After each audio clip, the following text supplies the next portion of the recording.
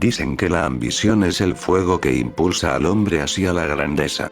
Que sin ella, nada de lo que admiramos hoy existiría. Los edificios, las máquinas, los descubrimientos.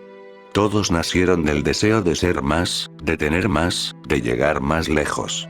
Pero también es cierto que cuando ese fuego arde sin control, termina por consumirlo todo. Incluso al que lo alimenta. Sin embargo, a nuestro amigo, esa advertencia nunca le importó. Desde que tuvo uso de razón, su vida estuvo rodeada de éxito. Provenía de una familia adinerada, dueña de varios negocios que se expandían año tras año. En ese hogar, la palabra fracaso era un mito, algo que solo ocurría fuera de sus muros. Lo tenía todo. Educación, oportunidades, contactos, y también una carga invisible. La obligación de superar a sus padres. Las comidas familiares estaban llenas de conversaciones sobre cifras, proyectos y competencia. No había espacio para la duda ni para el descanso. Todo era una carrera, y él debía correr más rápido que los demás. Quizás fue por eso que, cuando cumplió 15 años, decidió crear su propio negocio junto a algunos amigos del colegio. No por necesidad, sino por demostrar que podía hacerlo, que su apellido no era su único mérito. Su primer negocio nació como un juego. Una pequeña empresa tecnológica creada con algunos compañeros de clase. Diseñaban aplicaciones escolares y pequeños gadgets para hacer más fácil la vida de los estudiantes. Todo empezó en un garaje, entre risas y entusiasmo juvenil. No había codicia, solo curiosidad y deseo de aprender. El proyecto fue un éxito inesperado. En cuestión de meses, las escuelas locales comenzaron a usar sus productos. Por primera vez, él sintió lo que era crear algo que el mundo quería. Y ese sentimiento, le era adictivo. El dinero llegó pronto, y con él, la atención. Empresas más grandes quisieron asociarse, periodistas querían entrevistarlo, y sus padres, que antes lo miraban con expectativa, empezaron a hacerlo con orgullo. Pero en ese mismo orgullo, nació la ambición. Ya no le bastaba con triunfar, ahora quería ser indispensable. Su segundo negocio fue más grande, más arriesgado. Fundó una plataforma de medios y entretenimiento, donde las personas compartían contenido y competían por volverse virales. Al principio, fue una revolución digital. Después, un espectáculo de manipulación. Aprendió a usar los algoritmos como herramientas para guiar las emociones humanas. Lo que la gente veía, pensaba o sentía, él podía dirigirlo con solo ajustar un código. Las risas de su primer emprendimiento se habían vuelto números, estadísticas, porcentajes de retención. Ya no veía personas. Veía consumidores. Cuando la competencia intentó alcanzarlo, dio un paso más. Fundó una corporación de datos y vigilancia. Al principio, ofrecía seguridad digital. Pronto, se volvió un titán del espionaje corporativo. Tenía acceso a la vida privada de millones de personas, y lo usaba sin remordimiento. La información se convirtió en su moneda más poderosa, y su lema personal se volvió un eco constante entre sus empleados. Todo tiene un precio. De ahí en adelante, la ética desapareció por completo. Su siguiente paso fue la biotecnología y la industria farmacéutica. Invirtió en manipulación genética, clonación y medicamentos que solo los más ricos podían costear. Las fronteras de la moral desaparecieron cuando comenzaron los ensayos humanos no autorizados. Pero él no los veía como víctimas, sino como riesgos de progreso. Para entonces, su nombre ya era sinónimo de poder, aunque sus ojos ya no mostraban rastro de humanidad. El último paso fue el control absoluto. Controló la energía, el agua y los alimentos. Los gobiernos dejaron de verlo como un empresario y comenzaron a temerle como a un dios menor. Nadie podía mover un dedo sin que él lo supiera, sin que una de sus compañías estuviera involucrada. Había superado todo lo que su familia soñó alguna vez. Ya no buscaba dinero. Buscaba dominio. Y así, el muchacho que un día solo quiso demostrar su valía, terminó gobernando un mundo que apenas respiraba bajo su sombra. El poder había borrado el miedo. O eso era lo que creía. En sus manos descansaban las redes de información, los recursos, los gobiernos y hasta la voluntad de las masas. Pero un día, la ilusión de su invulnerabilidad se rompió en un solo instante. Durante una rueda de prensa, mientras presentaba su nuevo proyecto global de energía, un hombre entre la multitud sacó un arma. Nadie tuvo tiempo de reaccionar. Se escucharon los disparos, los gritos, el caos. Él cayó, sintiendo cómo el aire abandonaba sus pulmones, viendo la sangre filtrarse entre sus dedos. El atacante gritaba frases sobre liberar al mundo de su tiranía, antes de ser abatido por los guardias. Los médicos lo salvaron, pero algo dentro de él no volvió a ser igual. Fueron semanas en las que permaneció en silencio, en un hospital blindado, observando su reflejo pálido en los cristales. Por primera vez en mucho tiempo, recordó que era mortal. Que todo lo que había construido podía desvanecerse con un simple accidente, con un cuerpo que envejece o una enfermedad no tratada. Ni el dinero ni el poder podían protegerlo de eso. Y así nació su nueva obsesión. Vencer a la muerte. Invitó a los científicos más brillantes del planeta, ofreciéndoles recursos ilimitados para una sola meta: prolongar la vida humana. Los laboratorios se multiplicaron. Las pruebas comenzaron. Pasaron los años, y los avances se volvieron cada vez más siniestros. Cuerpos en tanques criogénicos, experimentos con regeneración celular, transferencias neuronales. Nada lo detenía. Nada era demasiado. Finalmente, lo logró. Su cuerpo, restaurado a su juventud, dejaba atrás el paso del tiempo. No solo lo detuvo. Lo venció. La noticia se filtró al mundo como una llamarada. Los ricos, los poderosos, los desesperados. Todos querían lo mismo. La eternidad. Él no se negó. Pero la ofreció a un precio que solo unos pocos podían pagar. Pronto, el planeta se dividió entre los inmortales privilegiados y los mortales olvidados. Los primeros observaban desde sus grandes mansiones, mientras los segundos envejecían y morían en las sombras. Con cada nuevo cliente, su fortuna crecía. Pero el mundo, poco a poco, comenzaba a hacerse más pequeño. Debido a su victoria sobre la muerte, la Tierra comenzó a sobrepoblarse, aumentando el consumo de sus recursos. Buscando una solución, levantó la vista hacia el cielo. La carrera espacial, que durante siglos fue un sueño colectivo, se convirtió en su próxima meta. Financiando proyectos de terraformación y colonias orbitales, fundó la primera corporación interplanetaria.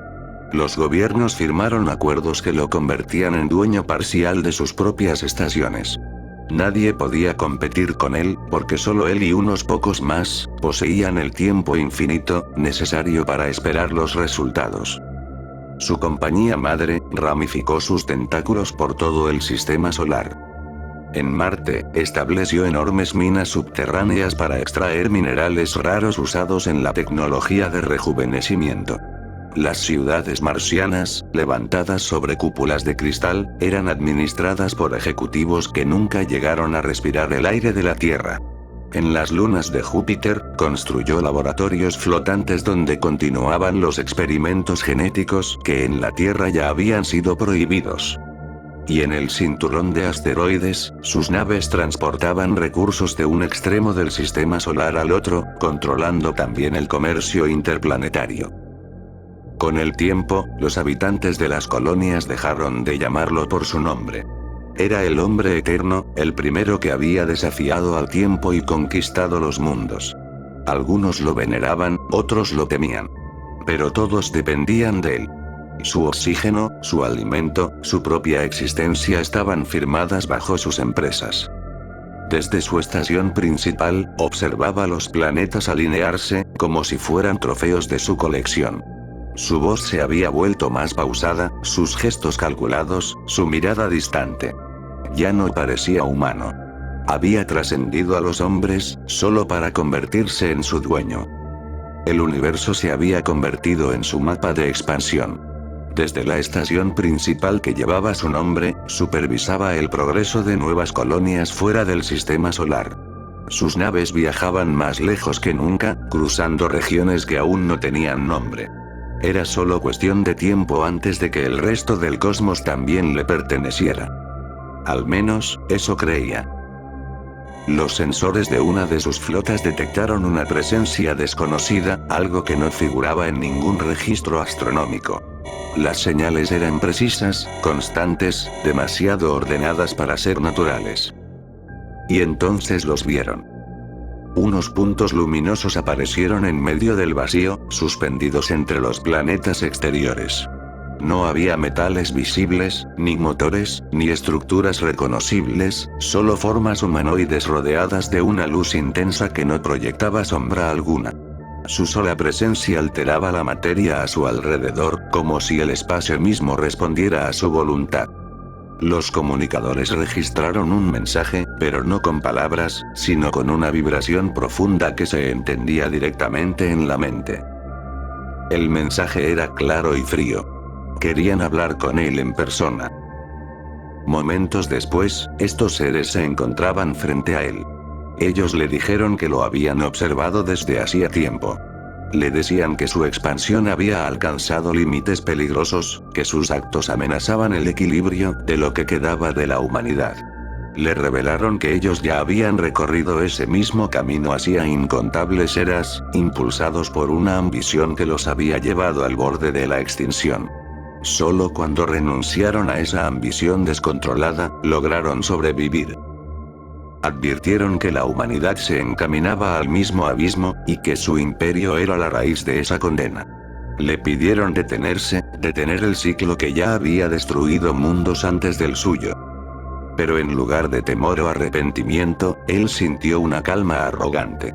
Creyó que aquellos seres habían venido a negociar, a ofrecer alianzas o tecnología, convencido de que hasta ellos reconocerían su poder. Sin embargo, comprendió pronto que no había nada que negociar. Ellos no hablaban de comercio, sino de límites. Y él no creía en los límites. Cuando se dio cuenta de que sus palabras no cambiarían nada, los observó con desdén. En su mente no había culpa ni duda, solo la certeza de que nada ni nadie lo detendría. Los seres, al notar su decisión, guardaron un pesado silencio. Uno de ellos, lo miró con una tristeza que ni siquiera parecía humana. Le dijo que lamentaba tener que enviarlo a aquel lugar, pero que no podían permitir que continuase con su expansión. En ese instante, la luz de aquella figura se intensificó hasta volverse cegadora. No hubo sonido, ni gritos, ni movimiento. Solo un destello absoluto que lo envolvió por completo, disolviendo el brillo metálico de la estación, los muros, los cuerpos y todo cuanto lo rodeaba. Cuando la luz se extinguió, ya no quedaba nada del hombre que había conquistado los cielos. El calor fue lo primero que sintió. No un calor común, sino uno que parecía arder dentro de su piel, que quemaba incluso el aire que respiraba. La luz blanca del destello había desaparecido, y en su lugar lo envolvía una penumbra rojiza, temblorosa, que emanaba de un horizonte imposible. Cuando por fin logró abrir los ojos, comprendió dónde estaba. Ante él se extendía un paisaje árido, plagado de rocas agrietadas y ríos de fuego que surcaban el terreno como venas incandescentes. El aire vibraba con un zumbido continuo, mezcla de viento, llanto y calor. En la distancia, columnas de humo ascendían hacia un cielo cubierto por un resplandor infernal, donde relámpagos iluminaban brevemente figuras que se retorcían entre las nubes. A su alrededor vagaban sombras deformadas, restos de lo que alguna vez fueron hombres. Caminaban sin rumbo, fundiéndose con el polvo y la ceniza, arrastrando sus propios cuerpos como si el peso de la culpa los mantuviera atados a aquel suelo ardiente. Fue entonces cuando escuchó pasos detrás de él. Eran pasos lentos, pesados, que resonaban como si el suelo se quejara con cada pisada. Al girarse, vio a un anciano. Tenía el rostro surcado de arrugas y la mirada cansada de quien ha visto demasiado. Vestía una túnica raída, ennegrecida por el hollín. El anciano le indicó que lo siguiera. Le dijo, con voz quebrada, que había llegado la hora de su juicio. El recién llegado, aún incrédulo, le preguntó dónde se encontraba. El anciano levantó la vista hacia el cielo abrasador y respondió con serenidad amarga que esa pregunta carecía de sentido. ¿Acaso hay alguna duda? Le murmuró el anciano. El hombre asintió con una media sonrisa. Luego preguntó si podría hablar con el propio Satanás. El guía cerró el libro con lentitud y respondió que sí, que era posible, pero que de nada serviría. Ya varios lo han intentado. Y todos acabaron igual. La respuesta no lo inquietó. De hecho, pareció divertirlo. Una sonrisa fría y calculada se dibujó en su rostro. Dijo que quería verlo igual. Mientras el anciano lo conducía por senderos de roca fundida, atravesando gritos y lamentos que parecían surgir de cada rincón del paisaje, el hombre observó con detenimiento aquel infierno. Miró los ríos ardientes, las cavernas donde las almas trabajaban sin descanso, los muros titánicos de obsidiana que se alzaban en la distancia. Y entonces, una idea germinó en su mente. Aquel lugar estaba lleno de energía, de movimiento, de poder desperdiciado. Bajo la mirada fatigada de su guía, el hombre empezó a imaginar estructuras, cadenas de producción, centros de extracción, todo un nuevo orden que podría nacer incluso en el corazón del castigo eterno. El infierno no le parecía un fin, sino una oportunidad. Mientras descendían por un puente de piedra que cruzaba un río de lava, su sonrisa se ensanchó, reflejando el fuego bajo sus pies. Incluso allí, en el abismo más profundo, seguía soñando con construir un imperio. Y en ese pensamiento, en esa ambición que ni la muerte había logrado extinguir, se selló su destino para siempre.